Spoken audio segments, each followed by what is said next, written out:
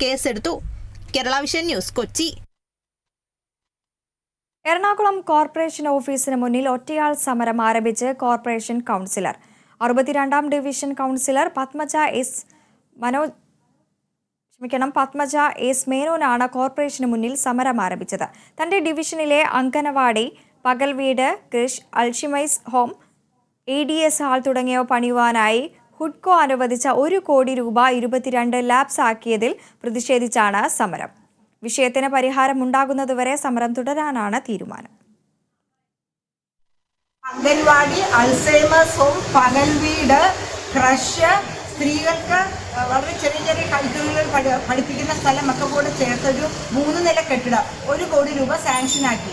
Executive engineer Mrs അമ്പിളിക്ക് പെട്ടെന്നൊരു ബോധോദയം ഉണ്ടാകുന്നത് ഈ തുക അവരുടെ സാങ്ഷനിങ് കപ്പാസിറ്റിക്ക് മുകളിലാണ്.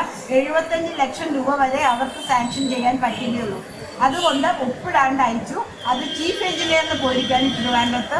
ഇന്ന് ദിവസം 25ആയി. 30-ാം തീയതിക്കുള്ളിൽ ഈ പണി തുടങ്ങി എന്ന് അവിടെ കിട്ടി. രൂപ ട്രാൻസ്ഫർ ചെയ്ത് വന്നില്ല എങ്കിൽ ഇത് ഫണ്ട് ലാപ്സ് ആകുമെന്ന് ഇന്ന് രാവിലെ കൂടെ ഹഡ്കോയിൽ നിന്ന് എനിക്ക് വന്നിരിക്കുന്ന കോർപ്പറേഷന് ബിൽഡിംഗ് വയ്ക്കുവാൻ കിട്ടിയ അസറ്റാണ് ഇത്.